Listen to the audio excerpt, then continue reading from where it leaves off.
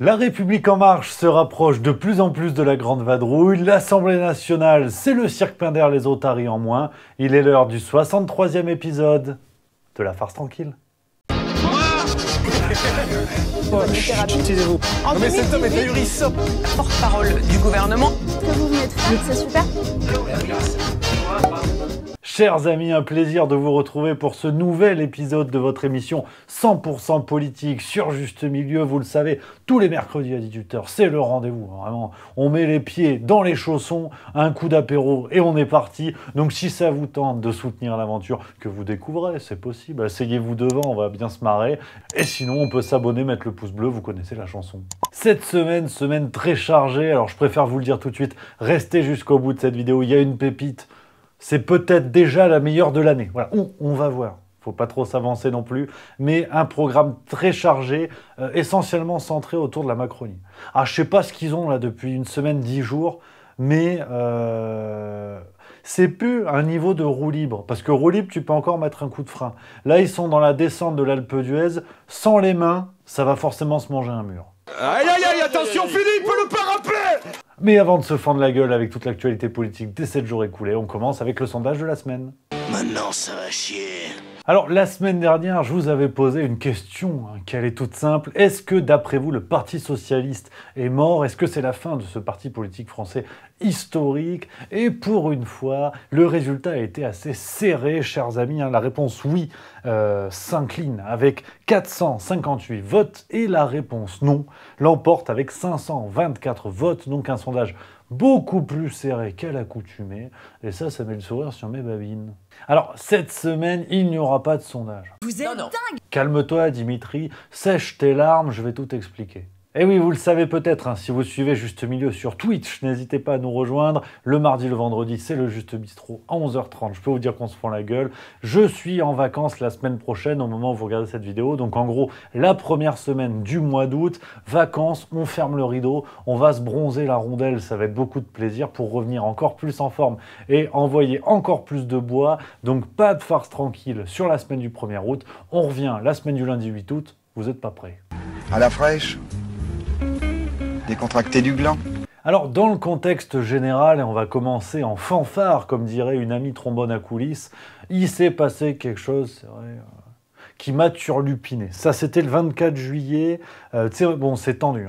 L'inflation, la guerre en Ukraine, les prix explosent, les matières premières, bien, c'est un truc de fou. Il faut un lingot d'or pour s'acheter un pot de moutarde. Enfin, c'est le bordel. Mais pendant ce temps, et ça, c'est la lettre A, une lettre d'information politique qui nous informe. À l'Assemblée, on a voté une importante augmentation du budget qui sera désormais de 571 millions d'euros en 2023, soit en hausse de 54 millions d'euros. Ah oui, et puis en plus, il y a 28 millions d'euros de dépenses en investissement. On ne sait pas en quoi. En investissement, mettre du cuir de poil de cul de truite, je sais pas, mais il y a de l'investissement à faire. Alors voilà, les amis, pour ceux qui ont encore la chance d'en avoir une, serrez-vous la ceinture, on vous l'a dit, faut éteindre le Wi-Fi, on va y revenir, mais notez quand même qu'à l'Assemblée, ça va, nickel. Puis apparemment le mouvement est un petit peu généralisé parce qu'on a observé la même chose du côté de l'Union européenne. On a appris il y a quelques jours que tous les fonctionnaires sans exception qui bossent à l'Union européenne allaient être augmentés de 8,5%, ce qui passe le salaire d'Ursula von der Leyen, par exemple, qui a réussi quand même l'exploit de rendre Margaret Thatcher funky. Ursula von der Leyen, son salaire passe à peu près à 30 000 euros par mois. Calme-toi, c'est que le début. Alors, je vous l'ai dit en début de vidéo, si j'avais voulu faire un épisode spécial La République En Marche, ce serait aujourd'hui. Ah, je sais pas ce qu'ils avaient dans le derrière, mais ça fait 10 jours, c'est la zizanie. Ah, mais vraiment, c'est le cirque Pinder sans les otaries, même si quand on voit certains, tu sais pas. Mais bon, on commence dans l'ordre 21 juillet, tu dis, bon, La République En Marche, au bout d'un moment, ils vont avoir peur du ridicule. Jamais. Et ce jour-là, on assiste à un vote à l'Assemblée nationale sur un amendement pour limiter l'augmentation des loyers dans les zones rurales. On observe que les députés NUPES et RN s'allient en grande partie pour voter contre l'amendement. Et là, patatras, des députés de La République En Marche arrivent en courant dans l'hémicycle pour tenter d'inverser les votes. Regarde. Bon, je vais devoir compter précisément. Alors, voilà, assis debout, ceux qui sont pour, debout. 64, 65, 66,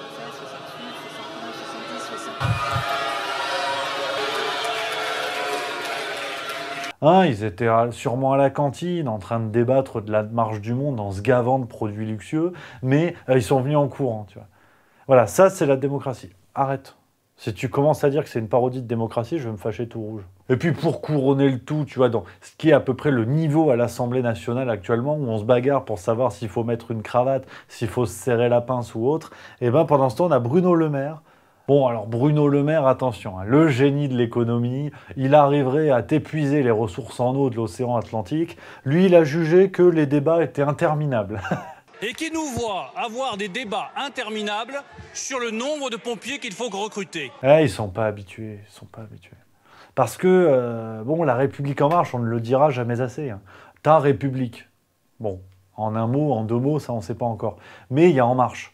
Donc à un moment donné, tu as un coup de schlag dans la gueule. Ah, tu sens que la notion de débat, ça les gratte tel un mauvais herpès chopé en fin de soirée. Le 21 juillet toujours, alors là on a Olivier Véran, désormais porte-parole du gouvernement, ils n'ont rien trouvé de mieux. Il y avait une agrafeuse sur les rangs, il s'est imposé de peu.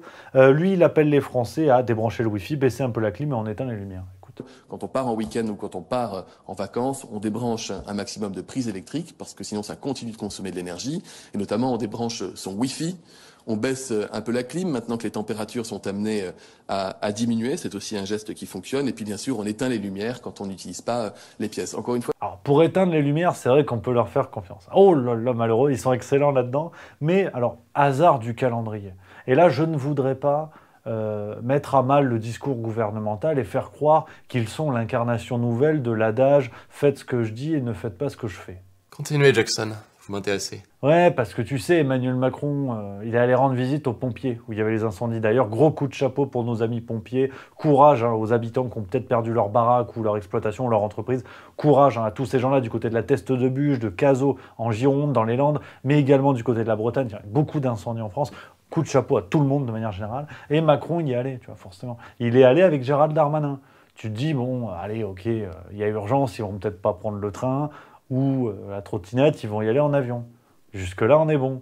Ouais, sauf qu'ils ont pris 2 avions pour aller au même endroit. Ouais, il y a une chaîne Twitter qui surveille en fait le ciel aérien et qui a montré le tracé, le suivi des 2 Falcons de la République. Non, mais là, en termes de pollution, c'est bon. Parce que je te vois râler, mais en fait, non. C'est des avions qui roulent au jus de melon. Alors quand tu vois les testas des 2, t'es tranquille pour au moins 12 000 km.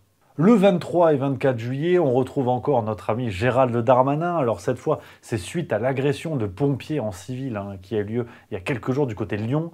Et là, Gérald, il réagit. Ben oui, parce que si tu fais rien, faut au moins parler. Comme ça, tu donnes l'illusion du faire, tu vois. Et sur Twitter, il a réagi, il a annoncé l'expulsion d'un des délinquants qui avait été arrêté. Vraiment parce que c'est un sport que j'apprécie, il y a des boules, il y a des quilles, j'ai la licence au même club que Marlène Schiappa. Dans le milieu, on parle de strike. Vraiment dans le milieu du bowling, là, Darmanin nous a fait tout ce qu'il sait faire. Je veux dire, c'est son numéro, voilà, il est au top, quoi. C'est le numéro au top. Parce que, bon, le délinquant qui a été arrêté a été lavé, finalement, de tout soupçon. Ouais. Donc, du coup, bon, Darmanin, non content, si tu veux, de porter atteinte à l'état de droit, à la présomption d'innocence et à l'indépendance de la justice, en plus, il s'en est pris à un mec qui n'était pas coupable. Ouais. Ça fait beaucoup. Hein. Oui, alors je te parle même pas de la séparation des pouvoirs. Le mec est ministre de l'Intérieur, du haut de son château, il dit lui, condamnez-le, qu'on lui coupe le sgeg. Ouais, c'est marrant. Et le pire, c'est que Darmanin, à l'inverse d'un bon vieux meuble suédois, le mec ne se démonte pas. Il passe pour un guignol. Bon, 16e épisode de la saison 12. Il arrive devant les caméras avec Éric Dupond-Moretti, donc pareil, pour parler de justice avec quelqu'un qui aurait sa place derrière les barreaux, la tuile. Et non, il dit finalement, bon, c'est pas le bon mec, mais il l'avait bien cherché. Qu'il y ait un lien ou non avec l'enquête en cours ne change rien. Cette personne n'est pas légalement sur le territoire national, ça veut dire qu'il n'a pas de papier. Enfin bref, on continue dans les faits d'armes et les œuvres de la Macronie des 7 derniers jours écoulés. Là, on est le 26 juillet. Sarah El Haïry, c'était sur CNews. Elle est secrétaire d'État chargée de la jeunesse et du service national universel. Et elle parle de l'opposition. Parce que, bon, combat politique, jusque-là, ça va. Et elle déclare « Il y a des moments scénarisés pour les réseaux sociaux. » Aujourd'hui, ce qu'on voit, c'est un spectacle malheureusement d'outrance, d'abus, d'excès, qui ne fait que parfois aller chercher cette petite capsule vidéo pour aller sur Twitter, Si jamais quelqu'un a le Minitel de Sarah, faudrait juste lui faire passer le message qu'elle est dans le gouvernement qui est présidé par un type qui est l'équivalent de Nabila avec un costume en fait. Voilà, non mais en termes de mise en scène du pouvoir, Emmanuel Macron, si vous voulez... Joe, you predicted it for a while. Excuse me, sorry to interrupt you.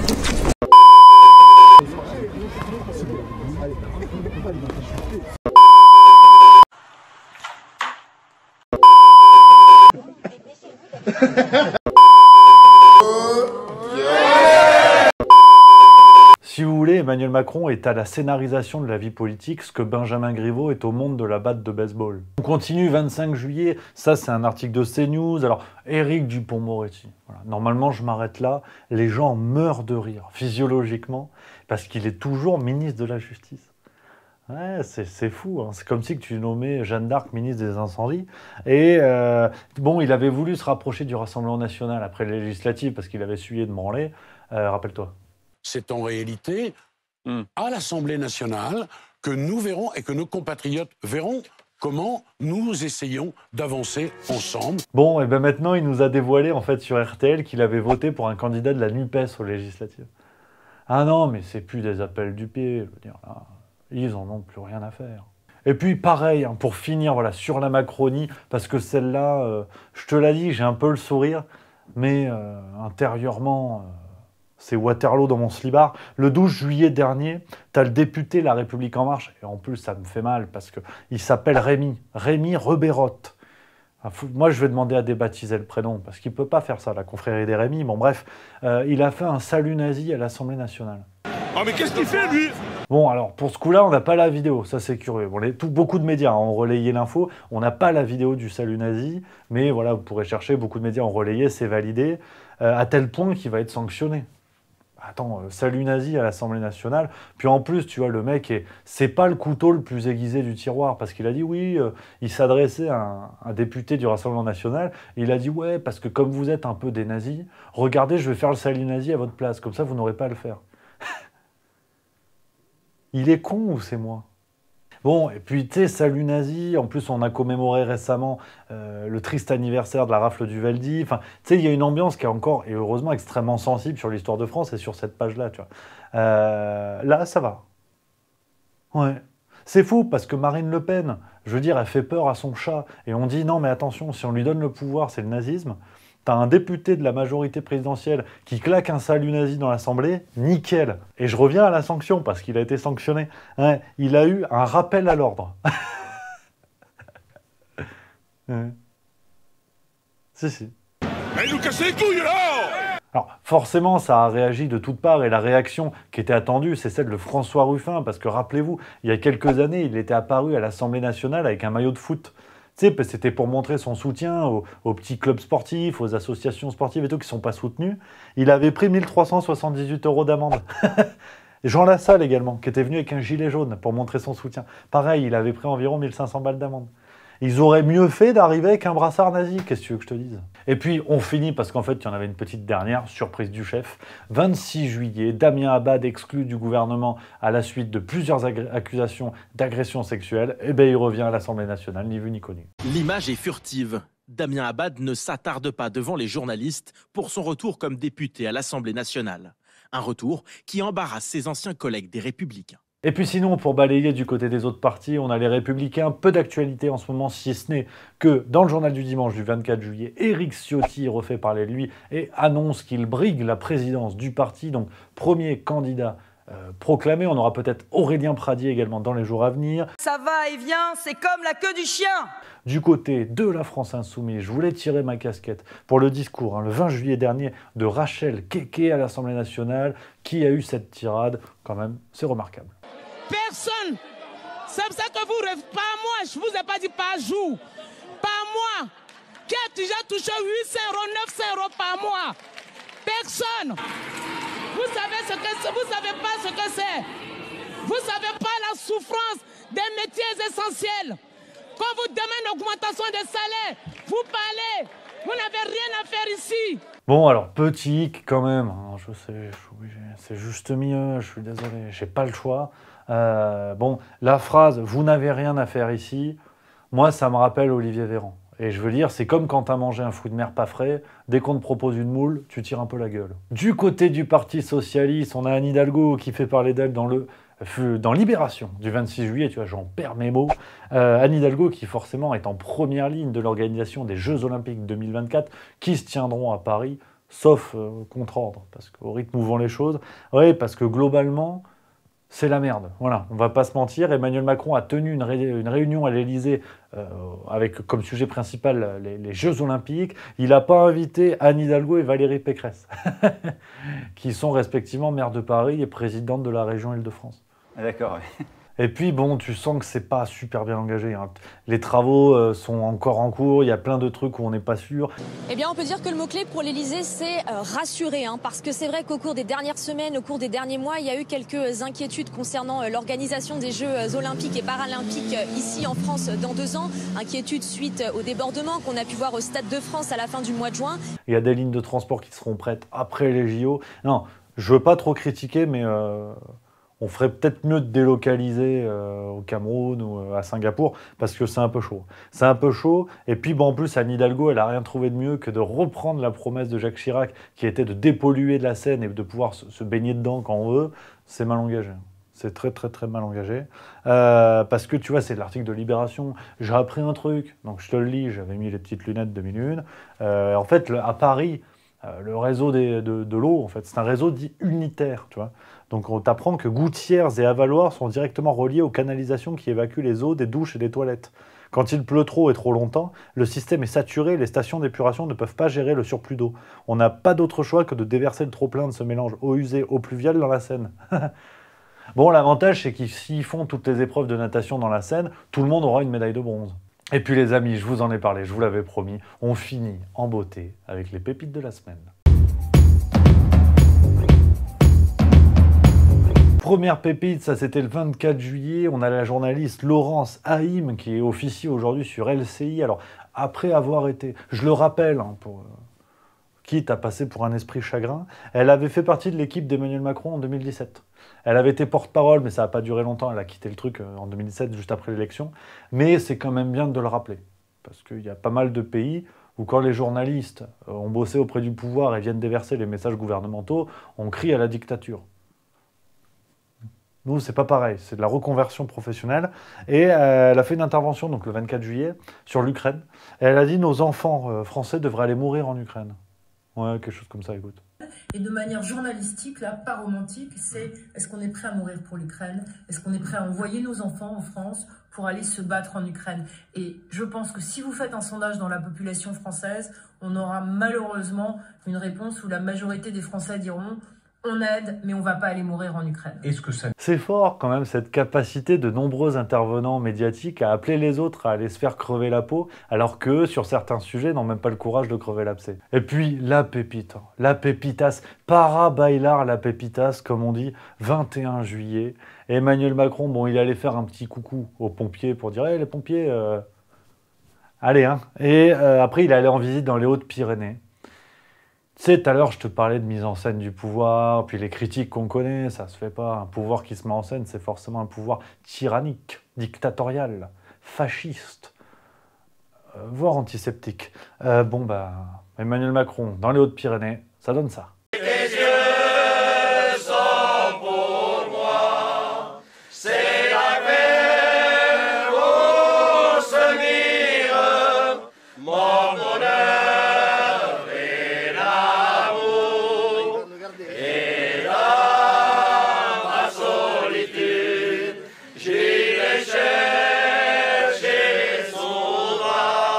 Non, parce que c'est vrai que, bon, moi je suis un crétin, et puis fort, hein, très très bon niveau. Moi je pensais que le culte de la personnalité c'était réservé aux dictateurs. Avec l'annexion de la Crimée et la guerre en Ukraine, la Corée du Nord n'a apparemment plus le monopole des vidéos délirantes, si l'on en croit ses enfants d'un ensemble vocal de Saint-Pétersbourg, sa ville natale.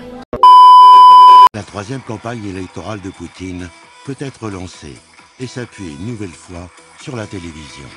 Bon, bah là... Ou alors il essaie de casser son image en se disant « je vais passer pour un con volontairement ». On a encore cet espoir-là. Enfin voilà les amis, on arrive au bout de ce 63e épisode de La Farce Tranquille. J'espère que ça vous a plu, que vous avez passé un bon moment. N'hésitez pas à réagir en commentaire et partager sur les réseaux sociaux. Sinon, comme je vous l'ai dit, pas d'épisode. Alors, la semaine prochaine, l'épisode 64 viendra la semaine du 8 août. En attendant, je vais recharger les batteries, je vais bronzer ce corps d'athlète sur la fin de carrière. Mais moi, je vous embrasse. N'hésitez pas à découvrir les autres vidéos juste au milieu. Sinon, vous pouvez vous abonner. Je vous souhaite de très bonnes vacances. On se retrouve très très vite. À bientôt.